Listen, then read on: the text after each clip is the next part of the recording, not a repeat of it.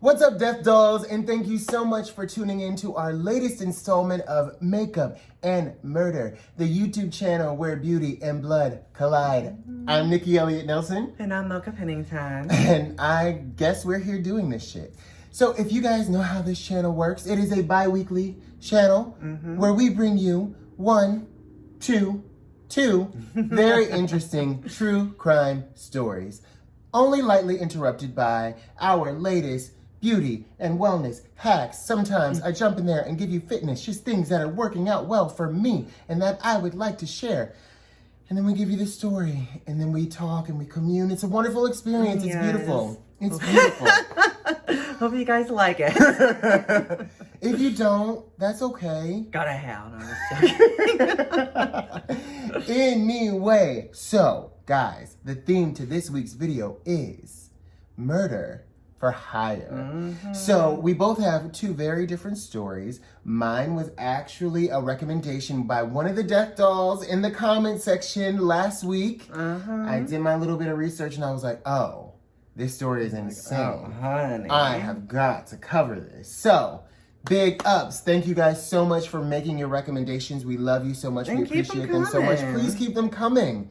So before I jump into this week's story, I want to make my official recommendation, and it is D Manos. You guys saw last week or last time we were here, I introduced this, said I've been using it for a little while, said it was working great for me. I've continued using it since then, and it has only gotten better. Oh, that's good. You guys, I feel so close to like normal. I almost forget that I have like a fussy urinary tract because this literally makes me feel like every day that, you know, everything is just normal. And once it became part of my routine, I just wake up, I take 3 glasses of water with all my other pills and potions. Go about your day. And I go about my day and I'm good to go. So you guys, I'm really loving it. And a lot of people too in last week's video or the week before last time we were here, rather, they were saying that, you know, they were experiencing fussy urinary tract problems too and that they were going to try it. So if any of you Death Dolls tried it out, how is it working for you? Do you like it? Has it changed your life? Have you ordered it? You know, I was telling you guys I got mine from Amazon, so I didn't even have to leave the house. You know, CVS doesn't even know who she is. And she's like, oh. CVS doesn't know her. Well. But I got on that Amazon, they shipped it to me, and it has really changed the game. So, if you are experiencing symptoms with the fussy urinary tract, and it's not a UTI, and it's not an STI, and you're like, what the heck is it? Give this a spin. It worked out for me. It's continuing to work for me. I love it so much, and I'm sure that you will too. So, besides that, you know, I'm still rocking the Curology on the face. And, you know, 2020 hasn't been good for much. But if I have to, like, extract positive things out of it, 2020 gave me D Manos and Curology. Because, I mean, look. I mean, it's making you look good, you honey. know, she gathered me. She got me together. You know, I've been swooped, pulled, and tied. You know, and here we are. And here we are. With a nice clear face. Twerking. For the tune of $80 every 2 months. I love it. I enjoy it. So that is my health and wellness tip for this week. Hope you guys get on board and try it out and let us know how you feel about it in the comments below. So, are you guys ready for my story? Are you ready? I am. Okay. So to get into my story, we have to leave the US of A and go to Canada. So what I've learned in the short time that we've been doing this channel is that Canada ain't so nice. You got some very interesting bouts of crime and murder that happen in Canada. Sure do. Is it the water? What's some dark souls there. Is it the maple syrup? Is that what it is? It's watching too much Degrassi, honey. It changed their mind. So, you know what? You guys are living the Degrassi dream, we see. That's okay. That's all right. Well, for this story, we've got to leave the US of A and we're going to go to Canada. And we are going to cover and talk about the Pan family murders. Are you guys ready? Okay. So, the Pan family resided in Ontario, Canada, and was made up of mother, Big Pan, father, Ham Pan, son, Felix Pan, and daughter, Jennifer Pan. Now, the parents worked together. Could you imagine that? Working. And then coming home. I mean, obviously working. She meant like working with your spouse. Oh, yeah, working with your... Could you imagine? Can you imagine working and then coming home? Oh, God. Could you imagine you have to get a job? How disgusting. Could you imagine working, though, with your spouse? Yeah. I'm sure that certain people can do it, but she's... I'm like, honey, I need a break. Yeah. But, okay, so they work together... I'm sorry, I have to stop you. So What's her name's Pan. No. Big Pan. Oh, okay. Did I say Pam? No, that's what I thought you said. You probably didn't. I don't know. Oh, no. In my mind, I was like, Pan. No, it's Big Pan. Okay. I don't know if we'll keep that or if we'll cut it. We may keep it. We may cut it. Who knows? Craziness, you never know what it is. Okay, so the parents worked together at the same auto parts manufacturer, and it was grueling work. They were not glamorous jobs. They were both Vietnamese immigrants, and they worked extremely hard. And the common theme is they both wanted the best for their two children. Mm-hmm. So through constant, grueling hard work, they were actually able to attain a certain level of security. They were able to get a large home in an upper middle class neighborhood. They both drove luxury cars. Okay. And they even squared away enough money to put their son Phoenix through Ivy League University. Now, their daughter, Jennifer, was also well on her way to success. She was a straight-A student, she excelled in piano, and she was attending university herself, and she also volunteered at a hospital for sick children. Oh, great. So she was pretty much the picture of perfection. Yeah. Like, a parent could not have wanted a better daughter than Jennifer Pan. If I went to high school with her, I would have hated her. I'm like, oh, God. You think you're so perfect, You're don't you? so great at everything, aren't you? Great. Hey, Jennifer, you want to come have fun? Oh, forgot. You can't. No. I'll show your boyfriend some fun. Now, the Pan parents practice something called tiger parenting. Now, do you know what tiger parenting is? No. Do any of you deaf dolls know what tiger parenting is? Sounds terrifying. Well, tiger parenting is a form of strict or demanding parenting. Tiger parents push and pressure their children to attain high levels of academic achievement or success in high-status extracurricular activities, such as like music. Using authoritarian parenting methods, the tiger parent is analogous to the other parenting stereotypes, such as the American stage mother who demands her child achieve career success in Hollywood, or the Japanese, you guys, it's gonna be hard, correct me if you must, Kyoku mama? Kyoku, that's what I'm gonna say, mama, who expends enormous effort directing the developments of her children's education and intellectual achievement, or the Jewish mother who drives her children to succeed academically and professionally, all to the detriment of the child's self-esteem. So, maybe developmentally the children weren't always in the happiest of places. I mean, it doesn't sound like they would be. But I think in all of those sort of stereotypes, the parent just wants what's best for the kid, right? Sometimes, to the kids, terror, horror, ultimate demise. Yeah. Now, listen, guys. The Pans set many goals for their children, and they expected the absolute best. Oh. Failure was not an option. Aside from their aggressive parenting technique, however, the Pan family seemed to be pretty much ideal. Until. Oh. Now, you guys, it was believed to be a robbery. On November 8th, 2010, two armed men broke into the Pan family home. Jennifer reported to be upstairs on the phone with a friend when she heard the sound of someone walking outside of her bedroom. Oh, no. She made note that it wasn't her parents' footsteps that she heard. Moments later, armed gunmen burst into her room demanding money.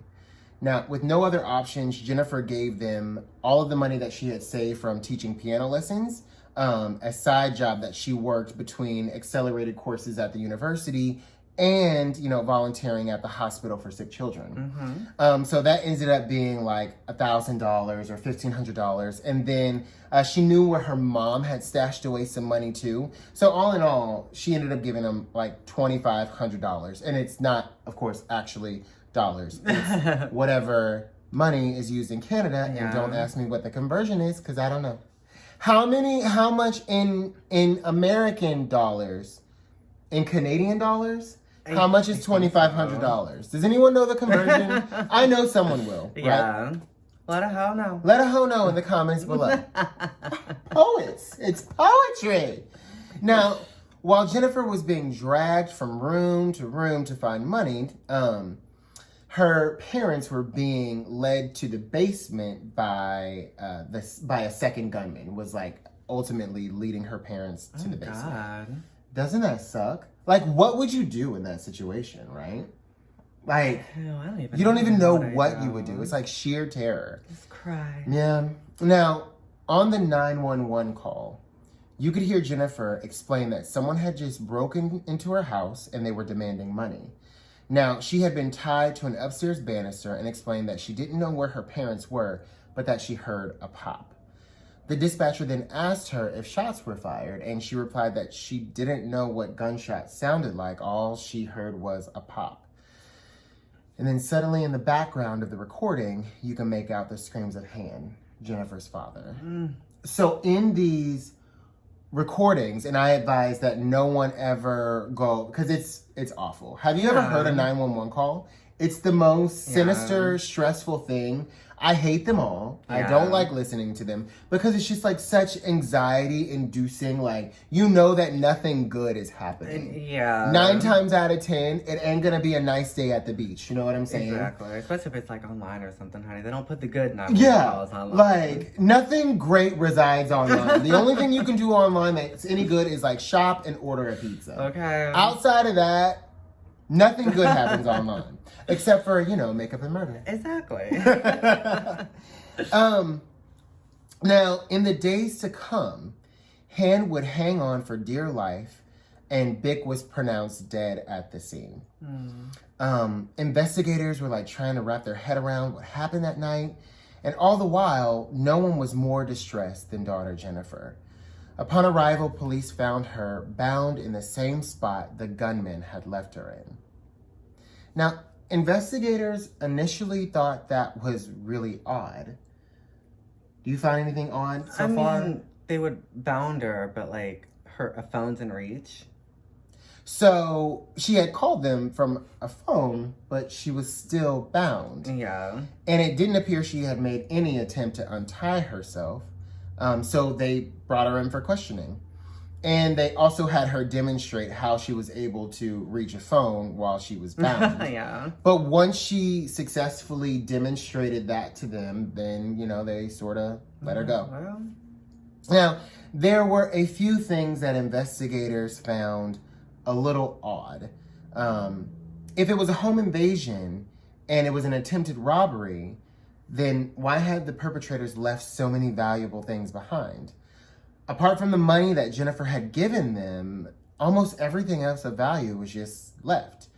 The Pan family cars had remained undisturbed, and almost all other valuables in the home were left as well.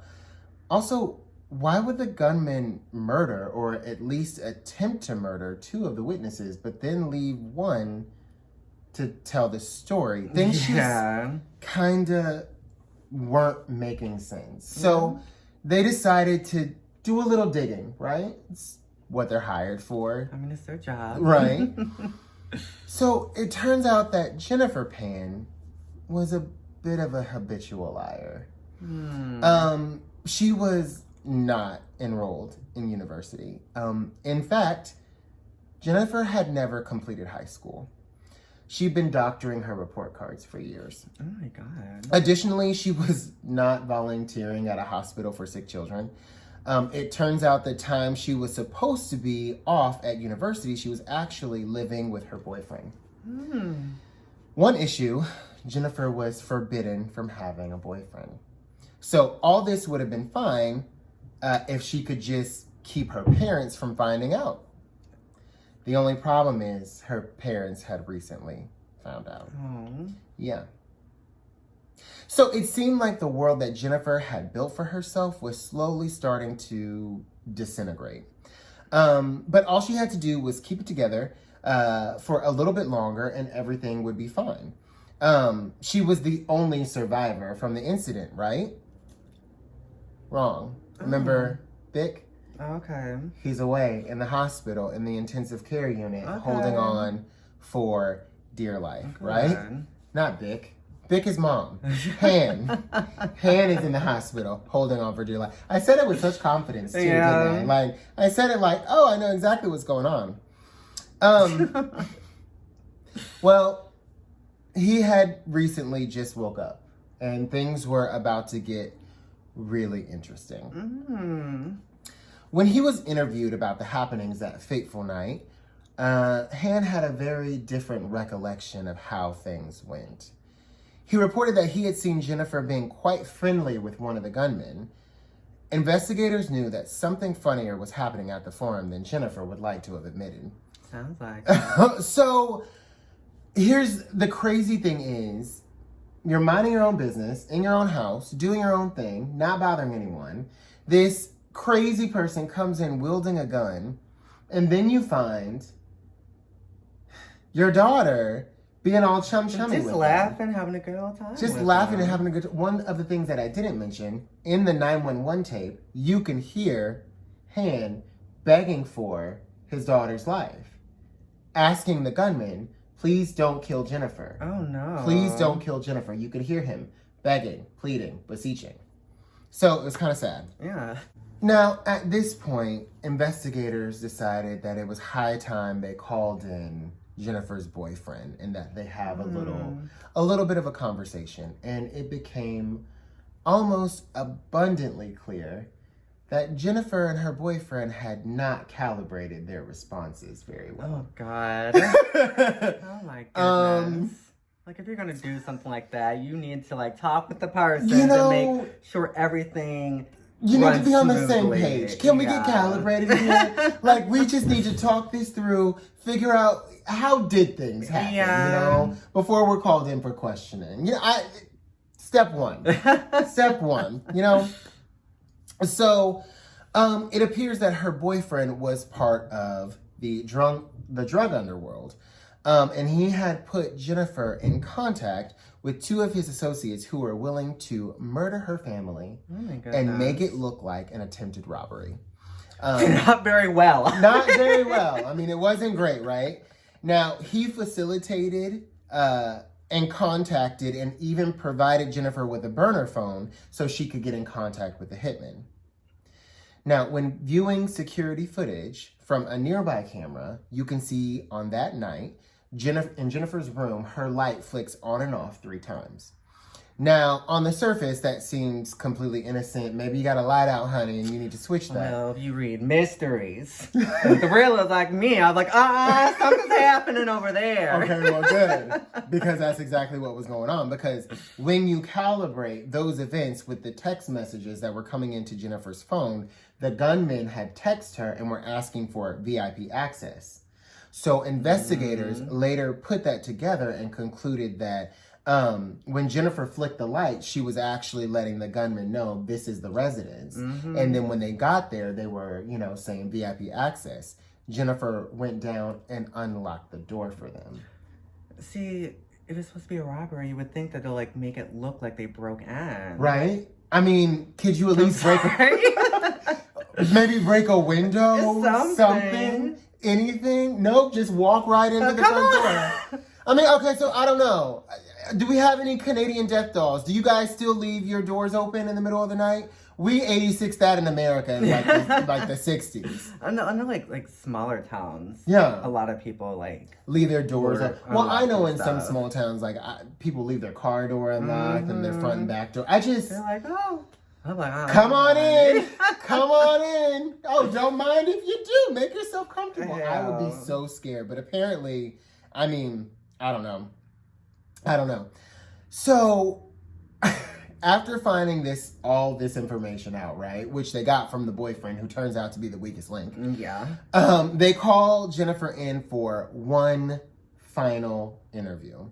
And they used the evidence that they had, but they also used a controversial interrogation tactic. Oh, no. Now, this is called the Reed technique. Death Dolls, have you ever heard of the Reed technique? The Reed? The Reed technique.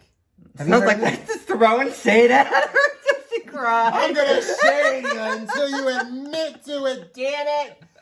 With those shoes? Oh, honey, is that a scrunchie?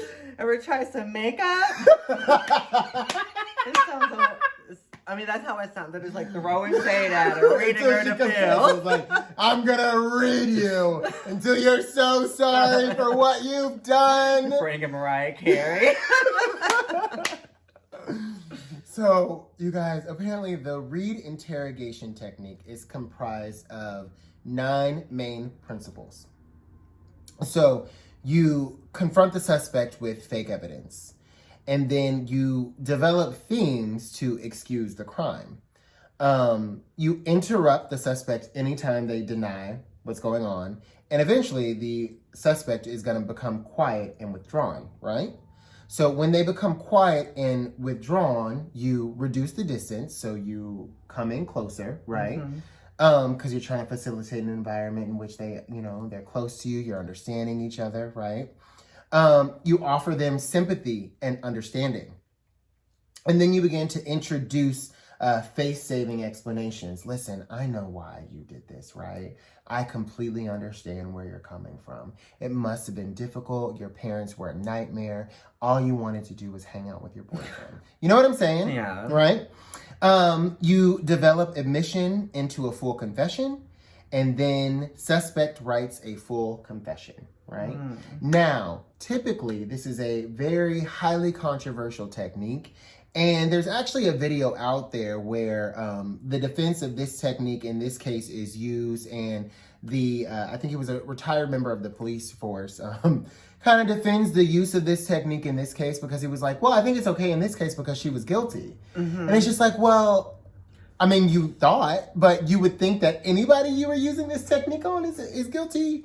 So I'm just, and I guess their ethics get involved because it's just like, well, if you can't lie to the police, why should the police be able to lie and deceive you? Yeah. Right? So that's where, the ethics of it all it becomes questionable. Now listen, all of this in tow, Jennifer ain't no dumb bitch.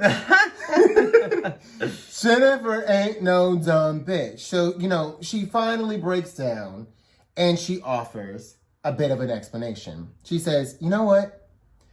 I did hire a hitman. Okay? You got me there. I hired a hitman, totally. But it wasn't for my parents. It was for me.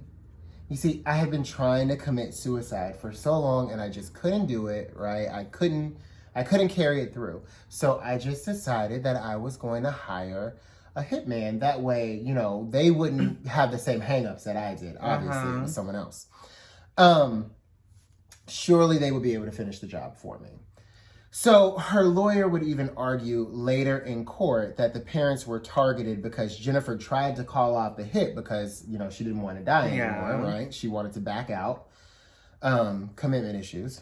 And the hitmen were like, oh no, sweetie, you want to cancel? Oh, well, you didn't do it 48 hours ahead of time, so there's going to be a hefty fee for that. Oh, gosh. So when she couldn't pay the fee, then they targeted the parents. Okay. But here's why that doesn't really fly. Because if I can't pay the cancellation fee, what makes you think I could afford the hit to begin with? I mean, the story just never held up from the beginning. From the word go, this was a shit show. Well, they go to court. So Jennifer appears in court. She seems, unfazed. She's cordial with everyone. She, laughs with her lawyer and attorney. That plays out for several months. And after 3.5 days of deliberation, the 12 jurors found her guilty of first-degree murder for her mother and the attempted murder of her father, responsible for cold-bloodedly planning an assassination disguised as a violent home invasion. And she is now in prison, life, without the possibility of parole. Well. When asked about it, her father said, I hope that Jennifer is given the opportunity to become a better person. Which, I can't think of a better response from could you imagine? From your father that you tried to murder? That you tried to kill, right? So, here's the thing with parents. Sometimes they suck, right? Get on your damn nerves. Sometimes they suck, they get on your nerves, but it would appear, after that response, I think that he genuinely did love Jennifer. Jennifer just, she wanted her way. She wanted a boyfriend, and she's gonna have one apparently. I'd be like, honey, a man's not that important. It's real. Well, it ain't. Not at all, honey. A man doesn't have anything you can't order from Amazon. Okay. I'm just saying. And obviously, he wasn't too much of a smart guy. Because they couldn't even bother to have a conference call before going in for an interrogation. My goodness. Like, what is going on? So she is in jail. Her father wishes her well.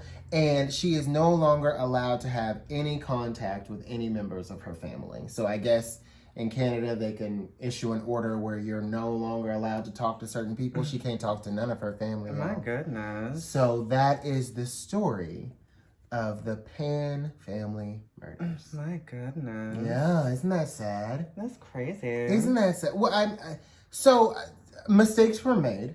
Yeah, a lot. It was not well thought out from the beginning. No. Rookies, really. I mean, that's what it seems like. Rookies. And, she was going to pay these people 10 grand. Was she? Yes, she was. 10 grand for that. Mm-mm. Just walk in the front door. Whatever. Did he? I'll be pissed. Right? Like, this is not worth 10 grand. No. You just, walk in. You're supposed to break in. This is bullshit. Where's my money? My boyfriend's an idiot. Alright. This is horrible. Anyway, Death Dolls. What did you guys think of that story? Did you deserve it? Did you deserve it? Did you deserve this story? Did you deserve Let us know in the comments below if you deserve this.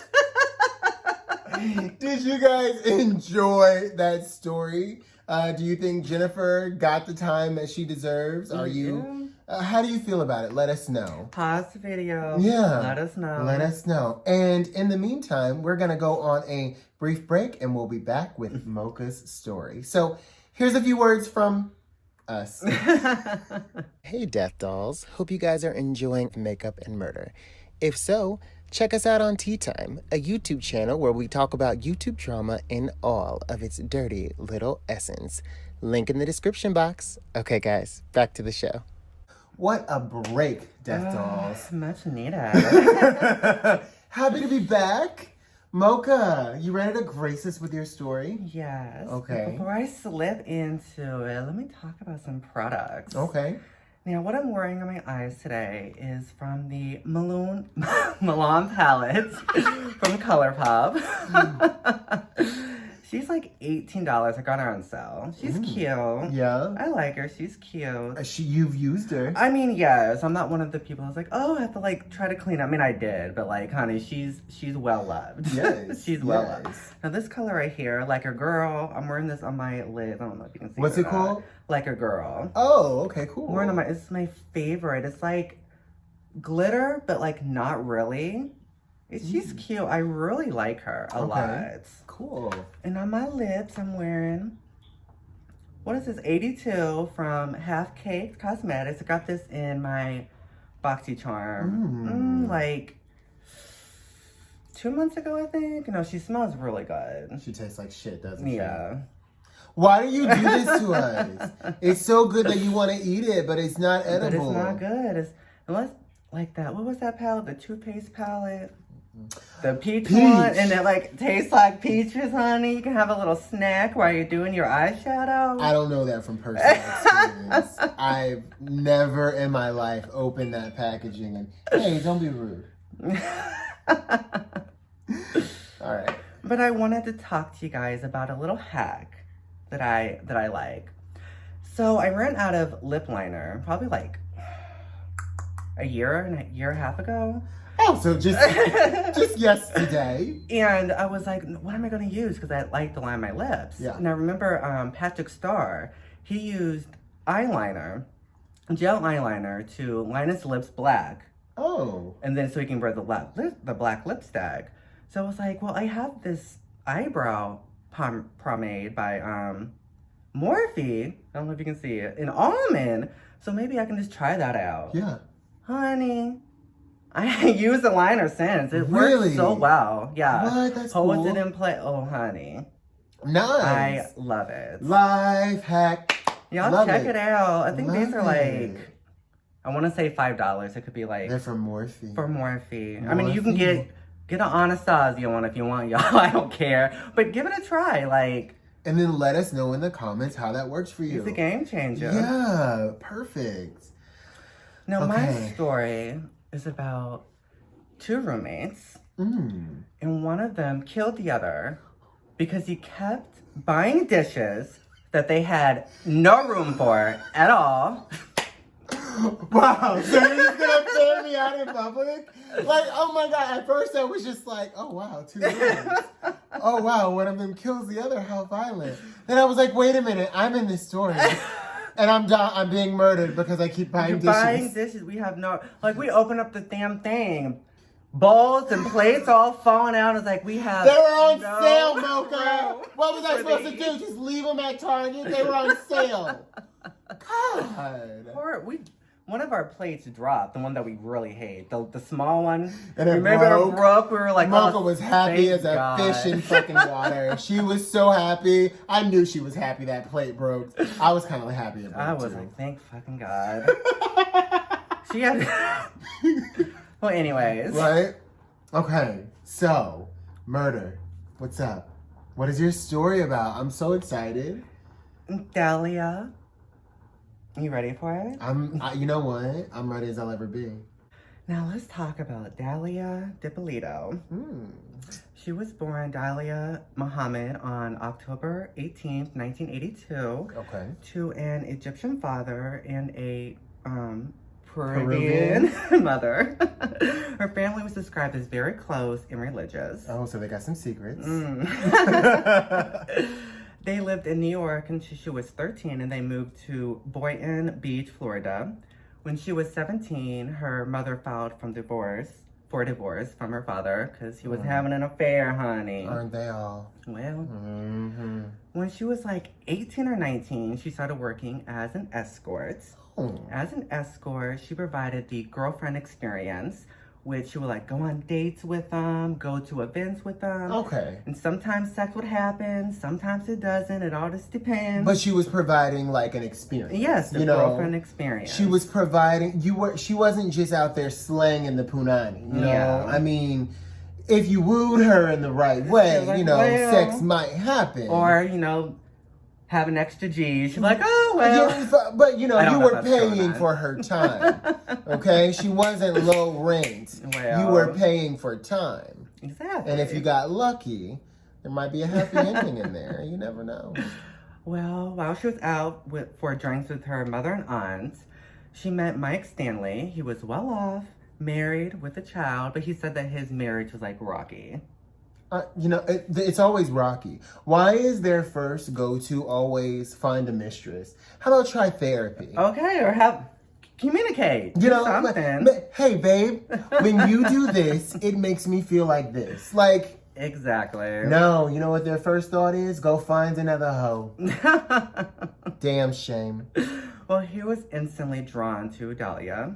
He bought all three of them a round of drinks. Okay. They started talking, having a good old time. And about 6 months after meeting, the two moved to California together. Wait, what happened to his... I mean, he was right. It was rocky, so they split up. Well, they must have been like on the fast track to a divorce. Well, in California, she ran a massage parlor in Orange County, which was actually like an upscale brothel. Okay. She's got ambition. She's got dreams. She's got hopes, aspirations. Exactly. And she's gonna take her percentage. Yeah, she served as the madam of the parlor where she took the percentage. She was like, well, honey, Mm-hmm. She didn't care. Okay. I like her hustle, honey. Okay. You gotta enjoy an ambitious woman. I mean, you have to. Mm-hmm. Mm-hmm. But their relationship didn't last long. He was about like 10 years older than her. They didn't have much in common. He was like, you know, this ain't working out. I don't like you. But they lived as roommates for like a few months. Okay. And then she moved back to Florida. Okay. And she continued to run the parlor, like long distance. From Florida. Yeah. And she also worked as an escort, listing herself online. Okay. And now enter a different Mike Dippolito.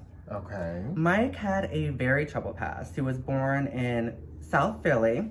His family had ties with the mafia. Oh, she likes him bad. Well, he began drinking if he was 10 and started selling weed if he was 15. He spent his teens like in and out of juvie. Okay. After being jumped and nearly killed, he was like, I think I need a change of scenery. Yeah. So he moved to Florida. Okay. He was doing well, like on the right path until he met a girl who was into ecstasy. And then he became addicted to ecstasy as well. He found work doing call scams, which is like, what is it, like the boiler room operation? The cold calls? Really? Yes. Oh, like when people are just like a bunch of people in a basement with an out dial phone. And you just open up the phone white pages. book and they start dialing they call people and what was he selling? A foreign currency, I think. He was like, if you want to invest in this. Oh, no. And they put their money in, honey. He Wait. snatched it all up. Wait, people actually did it? They sure invested? did. Honey, he made a lot of money. He made a lot of money doing that. Yeah. Well. But the feds kept breaking out the operation. So he was like, damn, don't you hate when you got a good scam going and the feds just keep coming in and demanding you stop taking people's money? Okay. Damn, hate when that happens. And so he was like, I'm going to run my own cold car operation or the boiler room operation, whatever. So he started scamming. Started his own scamming business. In 2001, he began his scamming, calling people up, asking them to invest in stuff, and then he collect their money. He made a lot, like $16,000 to $25,000 a day. In one day? How you sign up? I mean, I just want, is there an addition process? Honey, he wait, strike that. Y'all didn't hear that. But karma found him whenever he would try to cash a bad check, honey. They brought him to jail. Doesn't that suck? You run this entire operation. You got everything figured out. And you know what catches you up? A raggedy ass bad check. And you making $16,000 to $25,000 a day. Chief, what you doing writing bad checks? Hell. It feels like you would be good for it. Well, they done found him and locked him up. He had a girlfriend at the time who he known for like 9 years. They were together. She sold, her name is Maria. She sold her card to buy his lawyer to be able to pay for the lawyer. Okay, so she's down. Yeah, she's down ass chick. Right. And she went to prison for 7 months. She was still with him, holding him down. Right. All that. He was ordered, after he was released, he was ordered to pay over $200,000 in restitution for the scams. And he was going to be on probation for 28 years. For scamming. I didn't even know you could be on probation for that long. I didn't either. 28 years? I didn't know that. Champ, either. you may as well just turn your card in. You done. Okay. Can you just be like, hey, listen, rather than 28 years probation, can I do like 3 years hard time? Like, here's the thing. I'll do 3 years hard time. 6 months of that, you could go ahead and put me in solitary. Hell. But this 28 years of probation, champ, I'm just not seeing it for you. Yeah, that's crazy. Yeah, I don't know if I could do it. But after he was released, he and his girlfriend married. And then he started his own, like, online marketing company. Legitimate? Legitimate. Okay, but here's my question. He and the girlfriend who held him down got married. Yeah. Oh, okay. Yeah. All right, so she got her ring at her little wedding. Yes, and he started, it was very well. Okay. Very well. The marketing company was doing well. Okay. In October of 2008, Mike's wife now, she went on a business trip for like 3 weeks. Okay. And a coworker of his suggested he had a look at a website that hosted escorts. Now that pissed me off so much. She'd been holding you down And then she leaves for 3 weeks. For 21 days. And then you can't manage yourself? I mean, they got website, like back in the day, you could call a phone sex operator if something you need to. like that was. I was like, I didn't like that. Yeah, no. That pissed me off a little bit, but so he browsed the website and his dumb ass just doing it. Came across Dahlia's profile. He was like, well, damn, honey, because she's really pretty. Okay. He was like, well, hell, very petite, gorgeous hair, these gorgeous eyes. Like she's a dime. Okay. So he invited her, Dahlia, to his place, and Mike found himself intrigued by her. She gave off like this nervous girl next door air. And he loved that. He was like, okay. And so the more they started chatting, he was like, I like her. They did the thing, and he found himself thinking about her like the next day. So he called her and was like, well, you wanna meet up again? She's like, okay. So they did. And then, like, he mentioned, I was like, well, I'm maybe at the beach tomorrow. She was like, well, I may see you there. And then after that, they began seeing each other without any business transactions exchanged. Oh, so they fell for each other. Yeah. He liked how she seemed, like, shy and innocent outside the bedroom and then wild in the bedroom, honey. They always, you know what? They always like that lady in the street, freak in the streets thing. That's, that's why they have that saying. I mean, they sure do. Whenever Maria returned home from her business trip, he was like, yeah, we're getting a divorce. Isn't that She done held him down all these years. She done held him down. He found some hussy on an escort website. And then he said, bye. They've been knocking bye, the boots Maria. for less than 21 days, and all of a sudden, your whole wife gotta go. You know what? They ain't loyal. These men ain't loyal. You know what you could get that's more loyal than a man? A dog. Hell. Find a nice dog. It's never worth it. Well, within a month of meeting each other, Mike and Dahlia moved into a place together that he paid for with cash because, he got the money.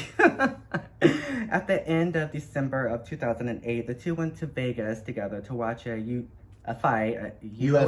fight. Yeah, UFC. Being on probation, he had to call his probation officer to make sure he can go. Yeah. And she was annoyed by that.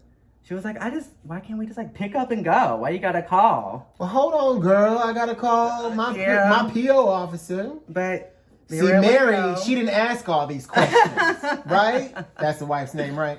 Maria. She didn't ask all these questions. You know why? Because she understood you. The hell. Well, the morning after the fight, he went to the gym, and he never returned to their room. Dahlia was pissed because he didn't bring her with him. She was mad as hell that she didn't get to go to the gym, and she was in a foul mood throughout the entire trip. The rest of it, she was.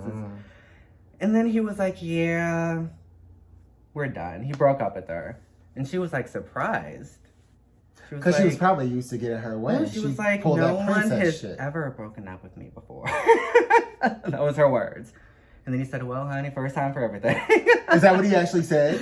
Well, according to my research, I was doing it. But yes. A few weeks later, in January, she called him to meet for coffee. She confessed that she missed him. And she wanted to work things out. And then Mike suggested, well, let's get married. Yeah.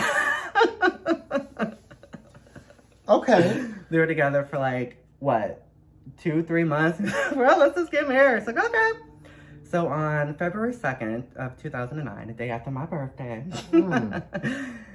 Not the year. Okay. Okay. I lost my place. On February 2nd, the day after my birthday in 2009, a week after his divorce with Maria went through, he and Dahlia married. And then after that, a string of unfortunate events befell Mike Dippolito, honey. On March 12th of that year, the couple received a knock at the door. Mike answered the knock and to find his probation officer there, along with a lot of other cops. It was we got an anonymous call saying that you're selling ecstasy and steroids out of the apartment. We need to search. I was like, oh, okay. So they searched, and they didn't find anything. But, if he is found with drugs or anything, honey, they're locking his ass up. Back to the slammer. Back to the pokey. Exactly. And then, like, little things like that started happening. Like, the probation officer would show up to, like, search the house or the car. And then Dahlia saw that he was, like, stressed out. And she was like, well, let's just get away to Palms Beach for, like, the weekend. Yeah. So they was in the hotel's parking lot. And Dahlia and Mike find their car surrounded by officers. And Mike is told that they received an anonymous tip that he was selling drugs out of his car. So they had to search it, and no drugs was found, thankfully. But Mike started to suspect, like, someone's trying to set me up. Because, you know, like, he has a kind of a cheeky reputation back in the day, scamming people. But, like, he was on probation for 6 years, and, like, nothing happened. Right. I mean, but he's only 6 years into a 28-year bid, you know what I'm saying? So, but nothing happened. He's just like, this is weird. I think someone's out to get your favorite bitch. They trying to kill him. On March 29th, the couple are leaving a restaurant when they see police waiting outside in the parking lot, summoned by another anonymous tip. Mike saw him. He was like, they're here for me. They're here for me. So they had to search his car, and they found a small bag of cocaine underneath the spare tire, and he started crying. I was like, y'all, that is not mine. I swear. Why would I put cocaine in my... And he started telling him, like, someone's trying to set me up, y'all. Like, seriously. He's, like, bawling. And they were like, well, I mean, it kind of seems like it. How many times? Yeah. It kind of seems like it. How many anonymous tips y'all gonna get, y'all? Because they are very suspicious. So, surprising, they let him go. He was free to go. He was white, huh? I'm just saying. I think so. Or he could have had a little bit of Italian in him. I don't know. Dippolito, is that an Italian name? I don't know, but yeah. I mean, he was fair skinned, very attractive himself. White adjacent. Well, and Mike is very paranoid at this point. Like, he's searching the house. Well, with good reason. Every time he leaves, honey, and he comes back, he's searching the house. Right. For, like, drugs. Like, he don't know what's happening. Yeah. So, I'm going to say on August 6th or 7th, Dahlia received a phone call while she was at the gym from the police department. Yeah. It was like, we need you to come home. Okay. She's like, all right. So whenever I was just in the middle of a great jog, but I guess so. Whenever she came home, like, police are all outside of her house. Okay. What now? And they were like, we hate to tell you this, but Mike was murdered. And she started breaking down, crying. It's on film. They started breaking down, crying. She was like, I need to see my husband. Let me see him. They were like, no, we need to bring you to the station. Yeah. We need to bring you to the station. She's like, for questioning. She's like, okay. So then, they're questioning her. Like, a few hours into them questioning her, they, like, dropped the facade. And they were like, honey, Mike's alive and he was never shot. And we have you on footage trying to get a hit on him. So let's rewind it back. To July 31st. An old friend of Dahlia's named Muhammad. Yeah. I'm sorry, because I knew it, but I just had a brain freeze. I'm sorry, y'all. He went to the police telling them that Dahlia had asked him to find someone to kill her husband. She was saying that he was been abusing her. She feels unsafe.